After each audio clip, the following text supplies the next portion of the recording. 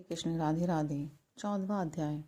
श्री भगवान बोले, ज्ञानों में भी अति उत्तम उस परम ज्ञान को मैं फिर कहूँगा, जिसको जानकर सब मुनिजन इस संसार से मुक्त होकर परम सिद्धि को प्राप्त हो गए हैं। इस ज्ञान को आश्रय करके अर्थात धारण करके मेरे स्वरूप को प्राप्त हुए पुरुष सृष्टि के आदि में पुनः उत्पन्न नहीं होते और प्रलय काल में भी व्याकुल नहीं होते।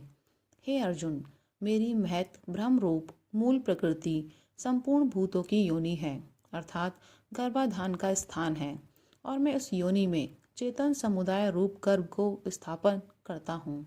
उस जड़ चेतन के संयोग से सब भूतों की उत्पत्ति होती है। हे अर्जुन, नाना प्रकार की सब योनियों में जितनी मूर्तियाँ अर्थात शरीरधारी प्राणी उत्पन्न होते हैं, प्रकृति तो उन सब की गर्भ धारण करने वाली माता है और मैं बीज को स्थापन करने वाला पिता हूँ। हे अर्जुन, सत्वगुण, रजोगुण और तमोगुण ये प्रकृति से उत्पन्न तीनों गुण अविनाशी जीवात्मा को शरीर में बांधते हैं। हे निष्पाप, उन तीनों गुणों में सत्वगुण तो निर्मल होने के कारण प्रकाश करने वाला और विकार रहित है।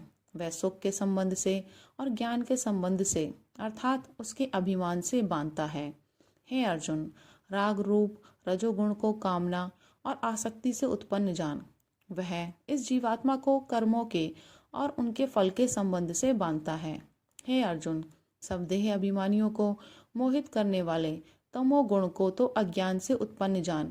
वह इस जीवात्मा को प्रमाद, आलस्य और निद्रा के द्वारा बांधता है। हे अर्जुन, सत्वगुण सुख में लगाता है और रजोगुण कर्म में तथा तमोगुण तो ज्ञान को ढककर प्रमाद में भी लगाता है।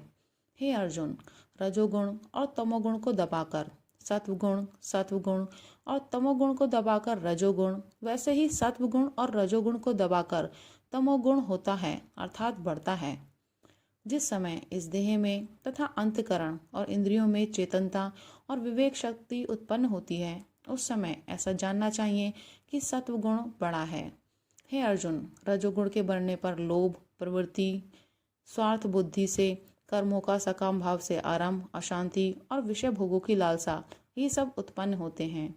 हे अर्जुन, तमोगुण के बढ़ने पर अंतकरण और इंद्रियों में अप्रकाश, कर्तव्य कर्मों में अप्रवृत्ति और प्रमाद अर्थात व्यर्थ चेष्टा और निद्रादि अंतकरण की मोहिनी वृत्तियां, ये सभी उत्पन्न होते हैं।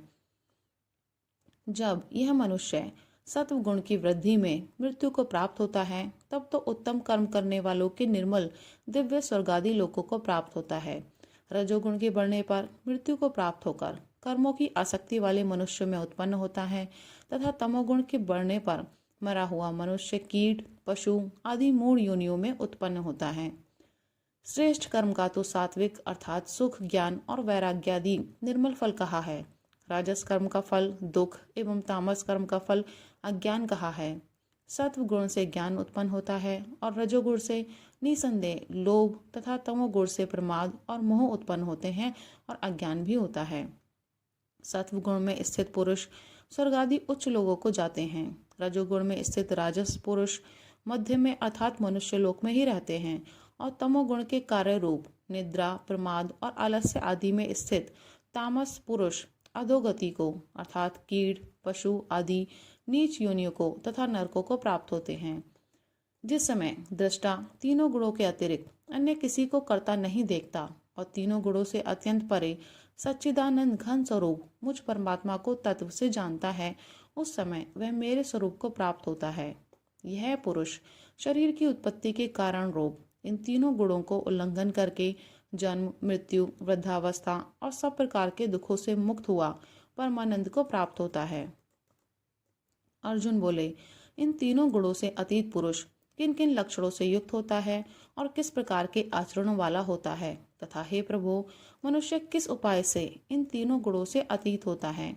श्री भगवान बोले, हे अर्जुन, जो पुरुष सत्व गुण के कार्य रूप प्रकाश को और रजोगुण के कार्य रूप प्रवृत्ति को तथा तमोगुण के कार्य रूप मोह को भी ना तो प्रवृत्त होने पर उनसे द्वेष करता है और न निर्वृत्त होने पर उनकी आकांक्षा करता है, जो साक्षी के सदृश स्थित हुआ गुणों के द्वारा विचलित नहीं किया जा सकता और गुण ही गुणों में बरतते हैं, ऐसा समझता हुआ जो सच्चिदानंद घन परमात्मा में एक ही भाव से स्थित रहता है एवं उस स्थिति से कभी विचलित नहीं होता, जो निरंतर आत्म भाव में स्थित, दुख सुख को समान समझने वाला, मिट्टी पत्थर और स्वर्ण में समान भाव वाला, ज्ञानी प्रिय तथा अप्रिय को एक सा मानने वाला और अपनी निंदा स्तुति में भी समान भाव वाला है, जो मान और अपमान में सम है, मित्र और वैरी के पक्ष में भी सम है एवं संपूर्ण आरंभों में कर्तापन के अभिमान से रहित है, वह पुरुष गुणातीत कहा जाता है।